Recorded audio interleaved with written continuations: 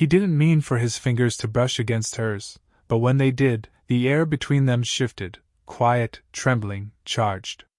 She froze, not because the touch scared her, but because it reminded her of everything they hadn't said, everything they'd lost track of in the blur of one reckless night.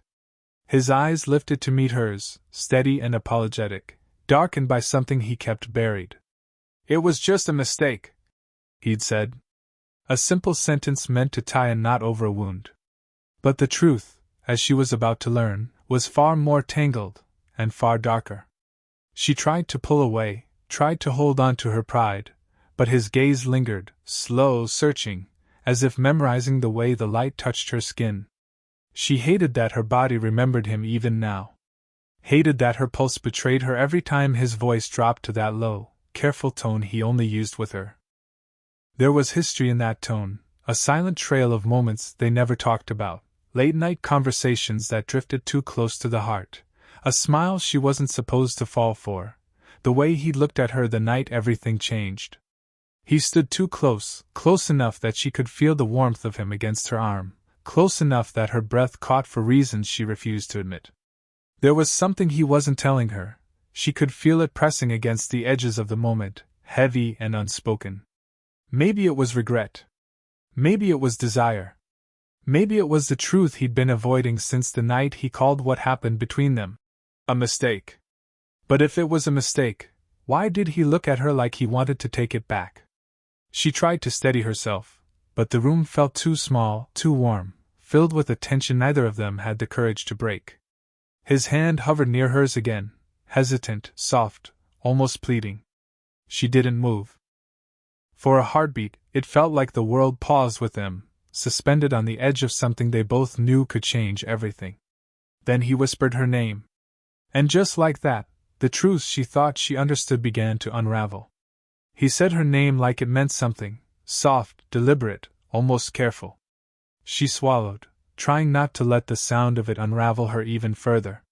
He took a small step closer, and though he didn't touch her, the warmth of his presence brushed her skin like a whisper. The world outside the apartment faded, leaving only the quiet thrum of tension rising between them. "What are you not telling me?" she asked, voice low, steady only on the surface. His jaw tightened. "I didn't come here to make this worse." "Then why are you here?" A breath slipped from him, one of those breaths that carried weight. He lowered his eyes to the floor, then slowly lifted them back to hers, raw, conflicted, honest in a way that made her heart pitch forward. "Because walking away felt wrong," he said. Her fingers curled against the edge of the table. "You called it a mistake." "I know what I said." His voice dropped, rougher now, the truth pressing against each word. "I was trying to protect us. Or maybe just myself." She didn't move, but something inside her leaned toward him, drawn by the pull she'd been fighting for days. Weeks. Maybe longer. The memory of that night, of his hands trembling slightly when he touched her, of the silence that followed, shimmered between them like heat. "Look at me," he whispered. She did. And in the quiet that followed, everything else fell away, the apology, the confusion, the fear of wanting too much. All she saw was the way he watched her, slow, unguarded, as if he were memorizing the shape of her breath. "You're doing it again," she murmured, barely audible. "Doing what?" His voice brushed the air, warm, close. "Looking at me like that." He stepped forward, just enough that the gap between them became a breath wide. His shoulder almost brushed hers, and she felt the tiniest shift of air as he moved. "I can't help it," he said. Her pulse kicked, a soft flutter beneath her ribs. She turned slightly, just a fraction, and suddenly they were too close, close enough that she could feel the subtle warmth rising from his skin, close enough that his breath grazed her cheek when he exhaled. "You're making this harder," she whispered. "I know," he said. "But tell me to stop, and I will." She didn't. Because even though something deep inside warned her to step back, her heart leaned in, answering him without words. For a moment neither spoke. But everything was said. He didn't touch her, but the space between them felt fragile enough to break with a single breath. She could hear the quiet rhythm of his breathing, steady but strained, like he was holding something back. A truth, a feeling, a confession he wasn't ready to give shape to. She felt it too, tight, warm, dangerous. A pull she couldn't explain and couldn't escape. He lifted a hand as if to tuck a stray strand of hair behind her ear, but stopped halfway, fingers hovering. The air thickened. Her chest rose, and for a heartbeat she thought he would close the distance. He didn't. His hand dropped slowly, almost reluctantly, and he stepped back just enough to make the space feel colder. "You're terrified," she said softly. He let out a short breath, half a laugh, half defeat. "Of you? Maybe. Of this? Definitely." She looked down at her hands, the same hands he'd once held when no one was watching. "You weren't scared that night." "That's exactly the problem," he said, voice low, stretched thin. "I wasn't thinking. And afterward, everything felt too real. Too close." Her eyes lifted to his. "So you ran. I thought distance would make it easier. And did it?" He didn't answer. The silence itself was an answer. She took a small step toward him, not enough to close the gap, just enough to feel the warmth again. "You keep saying you're trying to protect us. But all it feels like is you protecting yourself." His jaw flexed. "You don't understand. Then explain it to me." He hesitated, eyes flicking to her lips before he forced them away. "There are things going on, things you don't know yet. If I get too close, you'll get pulled into it. Let me decide that." He shook his head. "It doesn't work like that." The tension curled around them again, slow and hungry. She felt the instinct to reach out, just a touch, nothing more. Her fingertips rose, brushing the fabric of his sleeve. A light touch, barely there. He inhaled sharply. For a second, his hand lifted to her waist, then paused, hovering, trembling, wanting. She felt the warmth of him even without contact, felt how badly he was fighting it. "You should stop," he whispered, but his voice betrayed him, soft, frayed, longing. "Do you want me to?" she asked. He closed his eyes as if the question itself hurt. "No." Her breath caught. He opened his eyes again, and they were darker now, honest, vulnerable, full of everything he refused to speak. But then, just when the moment trembled on the edge of something dangerous, he stepped back. Not far, just enough to break the spell. She felt the loss instantly. And he felt it too. His voice was barely a whisper. "If I stay close to you right now, I won't be able to walk away." "Then don't," she breathed. But he only looked at her, haunted, wanting, torn, before glancing toward the door as though something outside this room had its hand around his throat. The desire didn't fade. It only deepened, quiet and unresolved, beating like a second pulse between them. He stood there, breathing unevenly, as if every conflicting feeling inside him was pulling in a different direction. She didn't move at first, afraid that if she did, the fragile thread between them would snap. But when he finally lifted his eyes to hers, something inside her shifted. It wasn't the look itself. It was what he was trying so hard to hide behind it. She took a slow step forward. "You keep pulling back, but you keep coming here. Why?" He opened his mouth, then stopped, as if the truth pressed against his teeth but refused to be spoken. He turned slightly away, hand braced on the edge of the counter, head lowered. His shoulders rose and fell with a shaky breath. "Because," he said quietly, "being near you feels like standing too close to something I can't control." Her heart tightened. "You think I can?" He let out a soft, broken laugh. "No. You're worse. You make me forget every reason I'm supposed to walk away." She moved closer, not touching, but close enough that he felt her warmth at his back. He stiffened, the kind of stillness that wasn't fear, but restraint on the edge of breaking. "Then stop trying," she whispered. His breath caught. Slowly, painfully slowly, he turned. And now they were face to face, a thin line of charged air between them. He lifted a hand, hesitated, then let his thumb brush her cheekbone in a touch so gentle it felt like a confession. She exhaled softly, leaning, just slightly, into the warmth of his hand. He swallowed hard. I told myself I wouldn't touch you. You already did. His thumb slowed, tracing the faint line of her cheek. Yeah. I did. Their foreheads almost met, almost. Close enough that she could feel the heat radiating from him, close enough that the air between them felt too thick to breathe.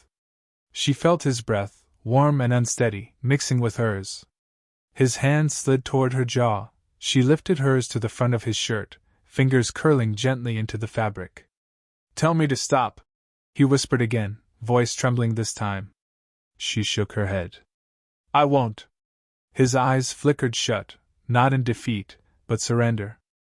When he opened them again, all the walls he'd built were gone, stripped bare by a feeling he could no longer hold back. I wanted you that night, he said softly. I want you now. More than I should. The confession hit her like heat, like gravity. She leaned in, breath brushing his lips, and he froze.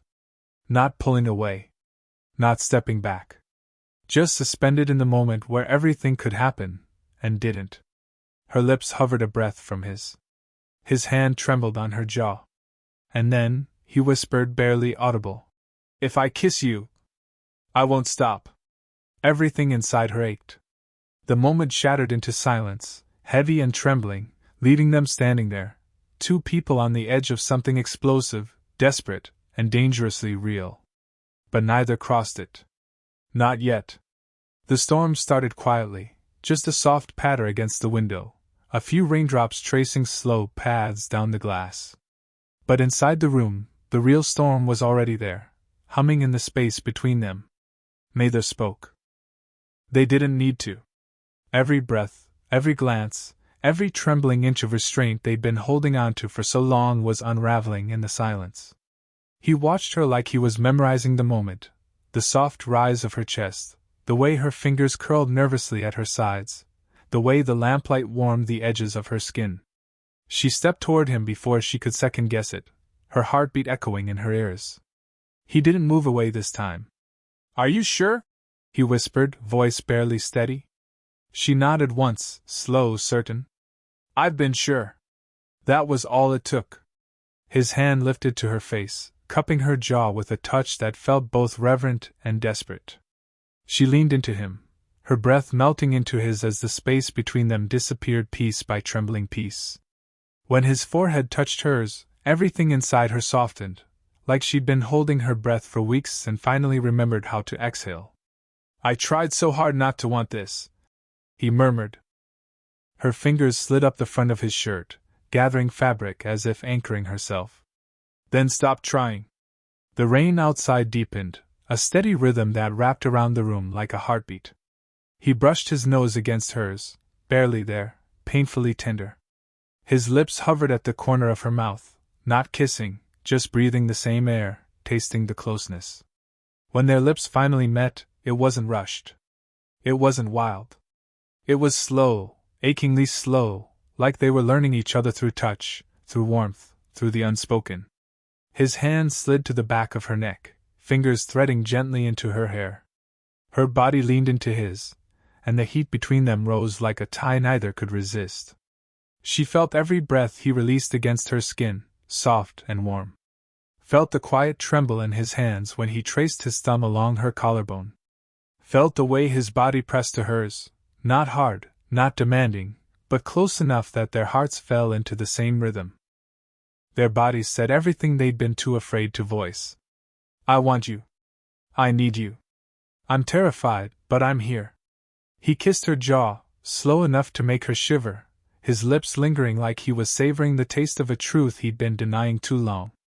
She slipped her hands beneath the hem of his shirt, her palms meeting the heat of him, skin against skin, not explicit, just real, just intimate enough to feel like a confession all on its own. He drew in a breath, sharp, almost pained. You don't know what you do to me. Show me, she whispered, her voice trembling with the same longing that lived in him. He lifted her chin gently and kissed her again, deeper this time, but still with that same aching tenderness, like he was pouring every unsaid emotion into the moment. Her breath mingled with his, soft and warm, their bodies pressed close, speaking without words. Time blurred. Rain whispered against the glass. The lamplight softened into a golden haze. And in that quiet, breathless night they let go, not recklessly, but completely, in a way that felt inevitable, like gravity finally winning. Nothing explicit. Nothing crude. Just two people finally surrendering to the pull they'd been fighting for far too long. Their bodies spoke the truth their lips couldn't. And the night held them gently while they finally stopped running. The rain had softened to a quiet drizzle by morning, leaving the world washed in pale silver light. Inside the room, the air felt different, not heavy like the night before, but fragile, like a secret that hadn't decided whether it wanted to stay hidden or be spoken aloud. She woke first. For a long moment she just lay there, listening to the slow rhythm of his breathing beside her. Peaceful. Unarmored. The version of him he never let the world see. Her chest tightened, not with regret, but with a tenderness she wasn't prepared for. It wasn't supposed to feel like this. Last night was supposed to make things easier, clearer. Instead, everything inside her felt rearranged. She sat up quietly, pulling the blanket around her, watching the light trace across his shoulder. He stared at the shift, eyes opening slowly, confusion flickering before settling into something warmer, something careful. "Morning," he murmured. Her heartbeat stumbled. "Hey."